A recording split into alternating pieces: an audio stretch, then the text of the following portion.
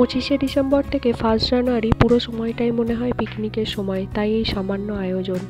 এই আয়োজনটা পুরোটাই করেছে আমার হাজব্যান্ড। আজকের রেসিপিতে ছিল মটরশুঁটির কচুরি, আলু ভাজা, মটর পনির আর ফ্রাইড রাইস। রেসিপিটি দেখে নেওয়া যাক। এটার জন্য প্রথমে পনিরগুলোকে ভেজে নেওয়া হয়েছিল, তারপর টমেটো আর পেঁয়াজটাকে আলাদা আলাদা করেই ভাজা হয়েছিল। ভেজে এটাকে পেস্ট বানিয়ে নিতে হবে। পেঁয়াজ আর টমেটোটা আলাদা আলাদা সময় ভেজেছিলাম বলে এটাকে আমি পরে একসাথে বেটেছি। এটা টমেটো পেস্টটা আমি এর মধ্যেই মিশিয়ে নিয়ে আর একবার বেটে নেব, যাতে খুব ভালোভাবে পেস্ট তৈরি হয়। এখানে আমি পনিরটাকে ভেজে লবণ দিয়ে গরম জলেতে ভিজিয়ে রেখেছিলাম, আর এইটা হলো টমেটো পেঁয়াজ বাটা। যদি আমার রেসিপি ভালো লেগে থাকে ছেড়ে যাওয়ার আগে লাইক, কমেন্ট, শেয়ার করবেন। আর যদি এখনও পর্যন্ত না সাবস্ক্রাইব করে থাকেন সাবস্ক্রাইব করে পাশে থাকবেন। এখানে আমি অল্প ঘি নিয়ে নিয়েছি, সাথে নিয়েছি একটু সাদা তেল, 2টি শুকনো লঙ্কা। এর মধ্যে পেঁয়াজ আর টমেটো পেস্টটা দিয়ে দিতে হবে, দিয়ে এটাকে ভালো করে ভেজে নিয়েছে।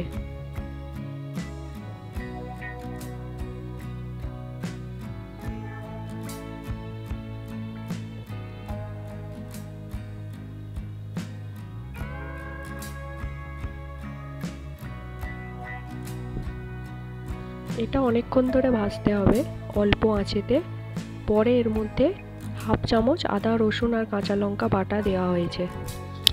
মশলা থেকে যখন তেল ছেড়ে আসবে তখন এর মধ্যে আগে থেকে সিদ্ধ করে নেওয়া কড়াইশুঁটি দিয়ে দিতে হবে।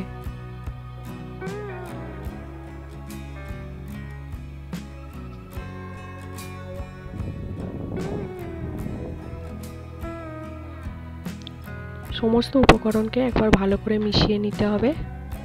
পুরো রান্নাটাই লো থেকে মিডিয়াম ফ্লেমে করতে হবে।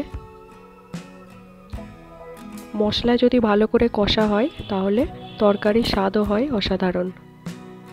এবার এর মধ্যে গুঁড়ো মশলাগুলো এক এক করে অ্যাড করতে হবে। যেমন অল্প হলুদ গুঁড়ো, কাশ্মীরি লঙ্কা গুঁড়োটা একটু বেশি দেওয়া হয়েছে কালারের জন্য, ধনে গুঁড়োটাও একটু বেশি দিতে হবে, আর দেওয়া হয়েছে খুব অল্প শুকনো কলাই সেঁকে নেওয়া জিরের গুঁড়ো দিয়ে সমস্ত উপকরণকে ভালো করে মিশিয়ে নিয়ে এর মধ্যে এবার পনিরটা দিতে হবে। এই সময় পনিরটা দেওয়া হয় যাতে পনিরটা শুকনো শুকনো না হয়, মশলা ভিতর পর্যন্ত যায়। এটাকে বেশ কিছুক্ষণ ধরে কষাতে হচ্ছে।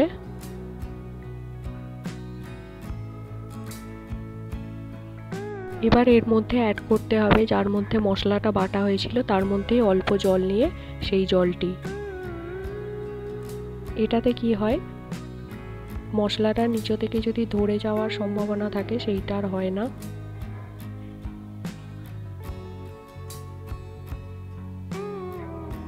মশলাটা ভালোভাবে কুকও হয়।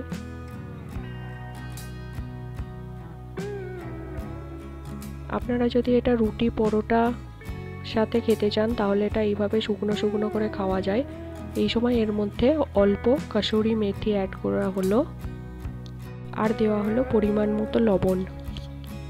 এবার এর মধ্যে দেওয়া হলো মমস ম্যাজিক মশলা, যেটার লিংক ডিসক্রিপশন বক্সে দেওয়া আছে।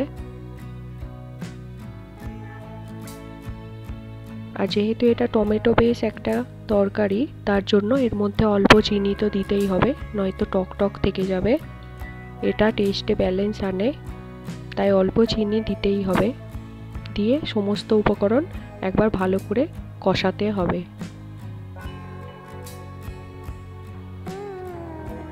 এই সময় এর মধ্যে একটু একটু করে জল দিয়ে দিয়ে যদি অনেকক্ষণ কষানো যায় তার স্বাদটা আলাদাই আসে।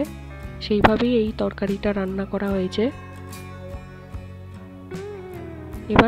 এবার পরিমাণ মতো জল দিয়ে এটাকে ফুটিয়ে নিলেই এটা রেডি হয়ে যাবে। যদি প্লেন রাইস বা পোলাওয়ের সাথে এটা খাওয়া হয় তাহলে একটু গ্রেভি রাখতে হবে, আর যদি রুটি পরোটার সাথে সার্ভ করা হয় তাহলে একটু থিক গ্রেভি রাখতে হবে, মানে পুরো জলটাই প্রায় শুকিয়ে নিতে হবে।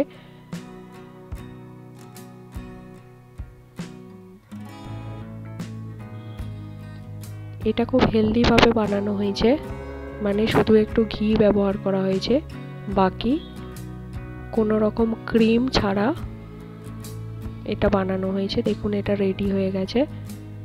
আপনারা যদি বাড়িতে বানান তাহলে অবশ্যই জানাবেন কেমন লেগেছে। অন্য মটর পনিরের রেসিপিও আমার চ্যানেলে আছে, আপনারা সার্চ করতে পারেন। দেখুন আমাদের পিকনিকের জন্য সব খাবার রেডি। আর একটা বছর চলে গেল, নতুন বছর আপনাদের খুব ভালো কাটুক এই কামনা করি। ধন্যবাদ।